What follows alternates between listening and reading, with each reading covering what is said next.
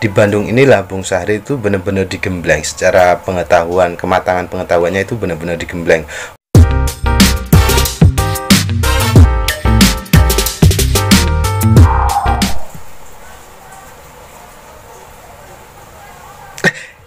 Halo pendengar setiap podcast Tanya Sejarah dimanapun kalian berada. Balik lagi bareng aku Ramadan MK, podcast Tanya Sejarah. Gimana kabar kalian semuanya? Semoga kalian semuanya dalam kondisi sehat walafiat, dimudahkan rezekinya, dan tetap semangat ceria menjalani hidup ini. Dan tentunya semoga kalian tetap tidak bosan ya dengeri podcast Tanya Sejarah ini. Untuk seri podcast kali ini aku mau ngelanjutin dari seri sebelumnya ya, di part 2 sebelumnya aku udah ngebahas kan soal masa-masa awal Bung Syahrir menuntut ilmu. Nah, di situ sudah saya uraikan. Nah, seri podcast kali ini aku mau ngelanjutin lagi kiprah atau perjalanan dari Bung Syahrir seperti apa. Nah, tapi bagi teman-teman yang kelewatan untuk part 1-nya dan part 2-nya, mungkin yang ada yang kelewatan, nah nanti akan saya taruh di link description, kalian bisa lihat dan kalian bisa klik di situ untuk mendengarkan part 1 dan part 2-nya. Kali ini aku ngelanjutin untuk part 3-nya. Apa sih yang akan saya bahas di sini? Sesuai dengan janjiku sebelumnya, aku mau ngebahas setelah Bung Syahrir lulus dari Mulo di Medan. Itu kan Bung Syahrir hijrah pindah ke kota Bandung. Itulah yang akan aku bahas di episode kali ini. Sebagaimana yang sudah saya paparkan atau yang udah aku paparin sebelumnya, bahwa pada masa-masa awal Bung Syahrir menuntut ilmu di sekolah dasar, yaitu di ILS, kemudian melanjutkan ke tingkat SMP yaitu di Mulo, itu kan dihabiskan di Medan. Kemudian pada tahun 1926 Bung Syahrir hijrah ke Bandung, yaitu di Kota Kembang. Nah, di sini dia melanjutkan sekolah SLTA-nya atau tingkat SMA-nya. Nah, itu di mana Bung Syahrir melanjutkan itu di Bandung, tepatnya di AMS. AMS itu ada singkatan dari Algemeen Middelbare School, yaitu sekolah tingkat menengah ke atasnya milik Belanda. Nah, itu seperti apa? Tapi saya mau sedikit ngasih bocoran soal kiprah Bung Syahrir selama di Bandung. Jadi selama di Bandung ini justru nggak menyangka ya, ini sebagai momentum pematangan pengetahuan dari Bung Syahrir sendiri selama di Bandung ini. Ya, meskipun relatif singkat ya, dari tahun 2000 dari tahun 1926 sampai 1929, artinya kan cuma 3 tahun dia berproses di Bandung. Tapi meski demikian, selama 3 tahun ini sebenarnya menjadi masa-masa yang paling penting dan berharga yang dihabiskan oleh Bung Syahrir. Di sini dia mengenal yang namanya pergerakan nasional, kemudian menumbuhkan nilai-nilai kebangsaan, nilai-nilai nasionalisme yang itu tidak didapatkan selama di Medan begitu. Di sekolah barunya di Bandung ini, yakni di AMS ini, Bung Syahrir itu mengambil jurusan budaya klasik barat atau jurusan A lah waktu itu di sekolah menengah atas ini, di SMA ini. Nah, selain itu di sekolah ini juga Bung Syahrir juga memperkaya atau menambah wawasan penguasaan perbendaharaan bahasa, yaitu bahasa Yunani dan bahasa Latin. Nah, dia mempelajari 2 bahasa itu sekaligus di AMS itu. Layaknya siswa-siswa pada umumnya di sekolah barunya ini, di AMS ini, Bung Syahrir ini memiliki teman akrab. Nah, siapa dia?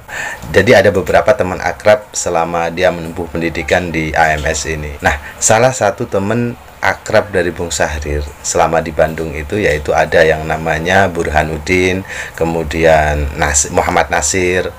Ada juga yang paling akrab itu Hamdani. Jadi ada 3 nama besar ini sih, Hamdani, Muhammad Nasir, dan Burhanuddin. 3 nama ini menjadi salah satu teman akrabnya Bung Syahrir selama berproses di Bandung. Nah, tapi selama proses jadi lingkungan dia selama di Medan dulu yang banyak bergumul, berteman dengan kelompok-kelompok atau orang-orang Eropa, orang-orang kulit putih, itu juga membentuk kepribadiannya. Saat dia hijrah ke Bandung itu masih terbawa begitu.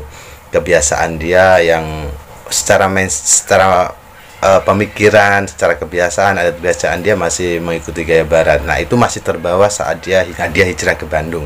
Karena kebiasaannya, gaya hidupnya ya western minded itu barat banget gitu, sehingga selama di Bandung pun Bung Syahrir ini juga terkenal banget, suka banget melakukan dansa begitu ya, seperti halnya kebiasaan orang-orang barat. Jadi selama di Bandung pun dia masih belum meninggalkan kebiasaan orang-orang barat. Dia gemar sekali dengan dansa itu. Menariknya, meskipun ia kerap dibully oleh orang-orang dan dicap sebagai orang Belanda, orang Eropa berkulit coklat, tapi di masa itulah dia justru tetap aktif di pergerakan nasional. Bahkan selama di Bandung ini dia juga terlibat gerakan pemberantasan buta huruf. Jadi sekitar usianya itu kan sekitar ya 17, 18 lah, 18, 19, dia sudah terlibat aktif melakukan gerakan pemberantasan buta huruf ya. Sudah terlibat pemberontakan buta huruf. Itu keren banget menurut saya ya, menurutku keren banget sih. Itu di usia masih belasan tahun, masih remaja, dia sudah melakukan gerakan pemberantasan buta huruf. Hal ini ia buktikan dengan terlibat langsung dalam pendirian perguruan nasional, yaitu Cahaya Volkuversiteit atau yang dikenal dengan sebutan Universitas Rakyat Cahaya, di mana perguruan tinggi ini dikhususkan untuk mendidik khusus anak-anak pribumi. Ini luar biasa gerakan waktu itu ya. Nah, dari sini sebenarnya sudah terlihat bagaimana jiwa pendidik Bung Syahrir itu udah nampak. Kenapa proses di Bandung ini begitu sangat berarti? Karena di Bandung inilah Bung Syahrir itu benar-benar digembleng secara pengetahuan, kematangan pengetahuannya itu benar-benar digembleng. Khususnya jadi jiwa nasionalisme itu benar-benar berkobar setelah dia mendengarkan pidatonya Cipto Mangunkusumo di alun-alun Bandung. Nah, itu menjadi titik balik semangat nasionalisme, semangat kemerdekaan, semangat cinta tanah air, semangat cinta terhadap pribumi itu benar-benar bergejolak lah itu di Bung Syahrir. Itulah kenapa Bandung menurutku menjadi starting point yang sangat berharga bagi proses Bung Syahrir, karena di kota Bandung, di kota kembang inilah dia berinteraksi, terlibat langsung di berbagai pergerakan nasional, kemudian di berbagai organisasi kepemudaan, hingga kemudian dia berinteraksi dengan tokoh-tokoh pergerakan nasional lainnya pada waktu itu. Meskipun awal-awal di Bandung dia kurang begitu nyaman ketika bergaul dengan teman-teman orang pribumi. Nah, meski demikian sebelum akhirnya dia ketemu dengan Budiono. Nah, Budiono inilah yang kemudian kelak menjadi pengikut setianya Bung Syahrir. Dari Budiono ini terus mendekati Bung Syahrir, dia yang mengajak keliling Bung Syahrir, diajak makan, keluar malam makan sate, keliling kota Bandung, dan pokoknya terus ditempel oleh sama Budiono.